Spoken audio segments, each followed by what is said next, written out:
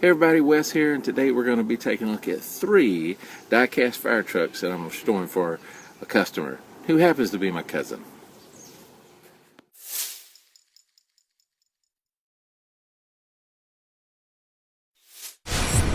Okay, so I thought I'd tell you a little bit about how this came about.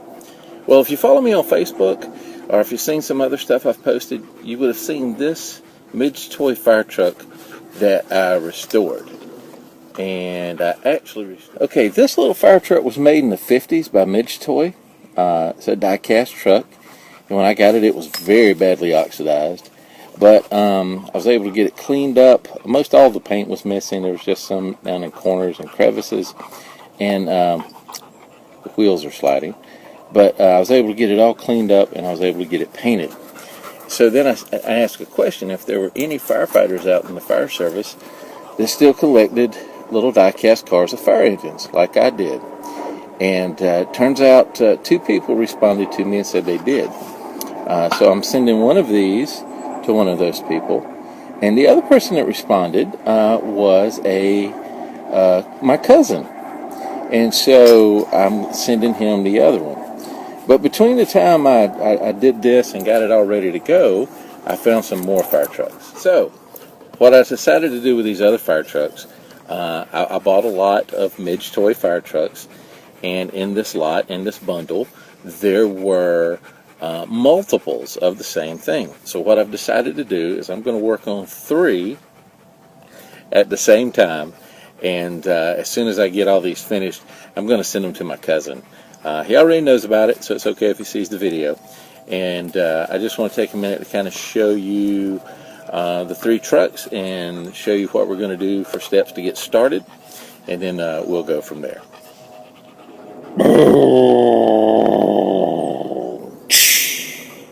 Okay, sound effects were added by me, I guess you could tell. Okay, so the first one up is this little Midgetoy. They did a group called the Midget series, and this is about 2.5 inches long, and it is identical as far as the casting goes to the other one I showed you. It's just a little shorter. So I don't know if it came painted with the chrome or silver on it, on the gauges and on the hose reel, things like that. But the research I shows that most of these, at least the ones online, are a solid red. So I'm going to redo this little guy in a solid red color, so that we could take that out. Okay, like I said, it's about 2.5 inches long. It's smaller than what you'd normally think of with a die-cast truck. So the second one is this American LaFrance. Okay, American LaFrance, for my firefighter friends out there, very famous. Yes, I'm sitting outside. You can hear the jet airplane.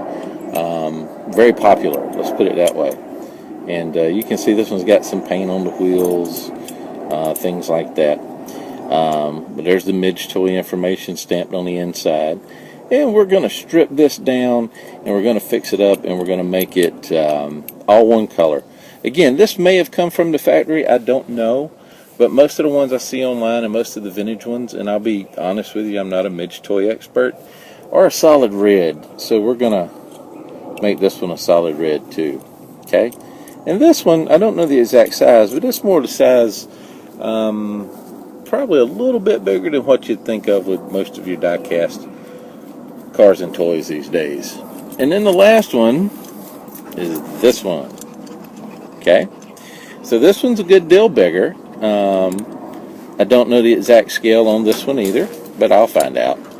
And as you can see, it was... from everything I can tell, it came from the factory painted this way, with the chrome areas. Did a little bit of research, and that's what I was able to find out. So again, your Midgetoy information is up in here. You see it stamped in the casting. There is a patent number. We could look that up to see when that patent was issued, and know the truck, possibly could be about that old. And then, of course, here's the wheels and things like that. So we're going to try our best to get this back to looking just like this.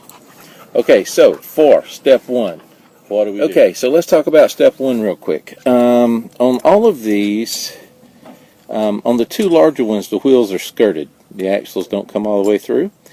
And if you look right here, you can see that what holds them in is this axle just goes down into a metal groove, and then the ends are bent over just a little bit to hold these axles in. If you're very careful, you can bend those out and then lift the axles straight out. And that is the same for all three of these. The biggest one right down to the smallest one. You can kind of see it on here a little bit better, I think. So what I'm going to do is I'm going to very carefully bend those open just enough to get the axles out. And I'm going to do this on all three. So give me a few minutes and I'll be right back. Okay, so I got the axles and the wheels off.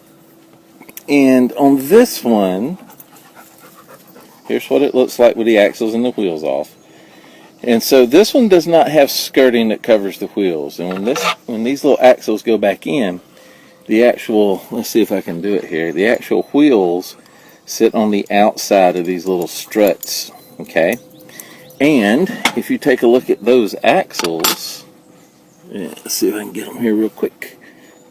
If you take a look at these axles, they actually look pretty good. Not a lot of rust on them, things like that. So I'm going to do very little to these. I might paint the wheels, but I don't know if you can see it very well, but if you look right here, they're actually they're domed over a little bit to keep the wheels from coming off. So I'm going to kind of leave them alone. Alright, I might paint the wheels, but I'm not going to take the wheels actually off the axles. Alright, so let's get those kind of out of the way. Now, these others are a little different. These have skirts on them. These wheels will slide off the ends of the axle. Okay? So I'm going to take the wheels off, and I'm going to address these axles. Now, as you can see, these axles are a little rusty and things like that. So we're going to paint the wheels and we're going to clean up the axles, but we want to be careful with cleaning these axles up. What holds those wheels in place is purely a friction fit. If you sand these down, then those wheels will just slide back and forth. You can put new axles in with some new wire, but what I'm going to do is I'm going to soak these things in vinegar. Regular white distilled vinegar will dissolve rust. So I'm going to take the wheels off, soak these in some vinegar to dissolve the rust, maybe hit them very lightly with some steel wool, and then paint the wheels up. Okay, these are exactly the same, they're just larger. Wheels come right off the edges, and you can clean up the bar. Again, I'm going to clean it up with the vinegar, and then I'm going to paint the wheels up and get the wheels back on. So we're going to save all that for a little bit later. So right now, let's go on to the next step, which is I'm going to strip some paint. Okay, here is what I am using to strip the paint off. I've been using this a lot these days. Now, there's different paint strippers out there. Use whatever you want. I like something that is like a thick paste or a cream. And I also like something like this. It says methylene chloride and NMP free. And in that, it's not so rough on you. It's not, the odor is not too bad. There's no odor to this, really. And then it's real easy cleanup. It's fantastic. Now, the way I do these is pretty simple. Let me get this top open and I'll show you what I mean. So this is like a cream. It's really thick. So with the smaller ones, I just put them in. And it goes. And I make sure it's covered up all the way. And then the second one goes in as well. Get all the way in there. You can kind of see them standing up. And then I'll make sure I push them in so that they're laying over all the way down. Okay, and I leave them for at least 30 minutes or so. You can leave them longer. It's not going to hurt them. You can leave them 2 or 3 hours. This does not attack the metal, and it does a really good job. Now for this guy, he's a little too big to fit in there. At least it looks like it. So what I'm going to do with this guy is I'm going to take a brush and I'm going to paint him down and after I take some pictures of those graphics right there, and then I'm going to paint him down, and then either I'm going to wrap them up in saran wrap or put him into a closed container that'll keep this stuff from evaporating. Because what you want to do is you want it to stay in its liquid form, you want it to stay on the surface, and you want it to eat all that paint off. So while we're waiting on the paint stripper to do its job, I think this would be a good place to take a break. Okay, so we've got the wheels off.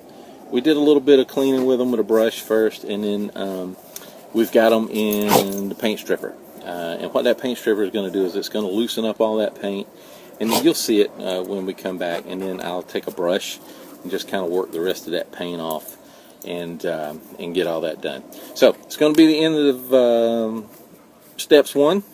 And then when I get them out and I start cleaning them up a little bit, and then when we get ready to prep them for paint and things like that, I will do that as part 2. So hope you enjoy it. Talk with you guys later.